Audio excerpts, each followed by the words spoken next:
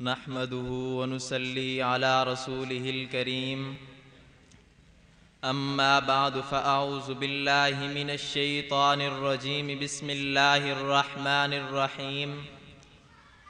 فاعبد الله مخلصا له الدين ألا لله الدين الخالص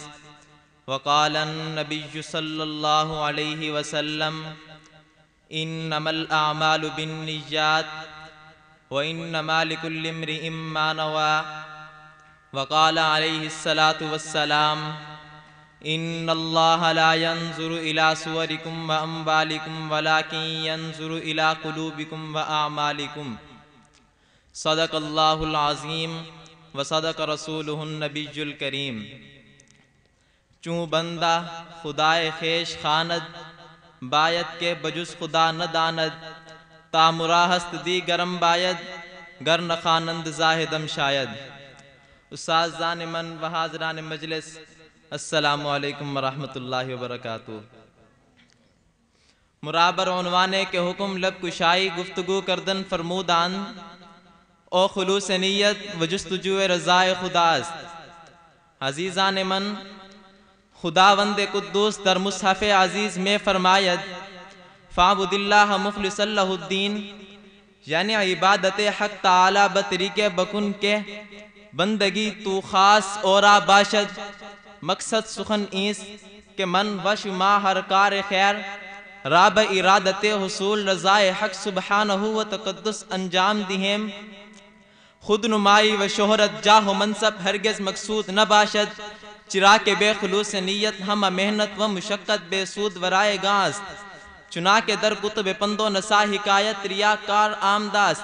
وائس کہ یکے از زاہدہ مہمان پادشاہ بود، چون بتا عام بنشستن کمتر ازاں خورد کہ ارادت او بود، و چون بنماز برخاستن بیشتر ازاں گزارد کہ عادت او بود، تا ظن صلاح در حق کے ویس یادت کنند، چون بمقام خود آمد سفرہ خواست تا تناول کند، پسر داشت صاحب فراست گفت اے پیدر چرا در مجلس سلطان تام نہ خوردی، گفت اے پیسر در نظر اینشا چیزیں نہ خوردم کے بکار آید، پیسر گفت اے پیدر نماز را ہم قضا کن چیزیں نہ کردی کے بکار آید، چے خوش گفت سادی کہ ترسم نرسی بکابہ اے عرابی کی راہ کے تو میں روی بترکستان است۔ حاضران مجلس پیغمبر محمد صلی اللہ علیہ وآلہ وسلم فرمود انما الاعمال بالنیات وانما لکل امرئ ما نوی، یعنی دار و مدار ہما کارہا بر نیت است و ہر کس را موافق نیتش بدل حاصل شود، جان ہر کار خیر ہمیں خلوص نیت است، بے اخلاص نیت کردہ کار را ندر دنیا اثر است و نہ عقبہ اجر۔ برادران من صاحب دلاز خود نمائی و غرض جاہ و منصب میں پرہیزند و دور میں روند، چنانکہ یکے راز بزرگاں بمحفل اندر ہمیں ستودند و در اوصاف جمیلش مبالغت ہمیں کردند، صاحب دل سر بر آورد و گفت من آنم کے من دانم، نیک باشی و بدت گوید خلق بہ کے بدباشی نیکت بینند۔ شنوندگان عزیز این سخن را یاد بدارت حالت دوام کہ بروز قیامت حساب اعمال بطریق شمار نیست ولیکن بطریق وزن است و در حدیث است ان اللہ لا ينظر الى صورکم و اموالکم ولیکن ينظر الى قلوبکم و اعمالکم،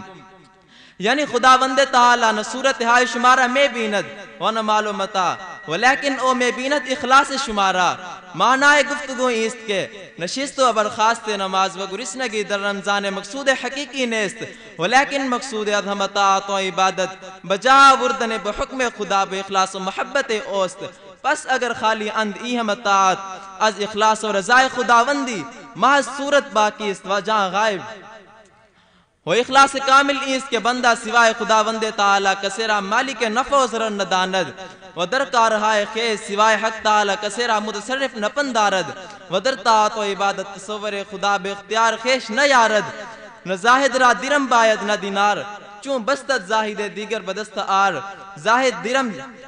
درم گرفت و دینار، زاہد تر ازو یکے بدست آر۔ وآخر دعوانا ان الحمدللہ رب العالمین۔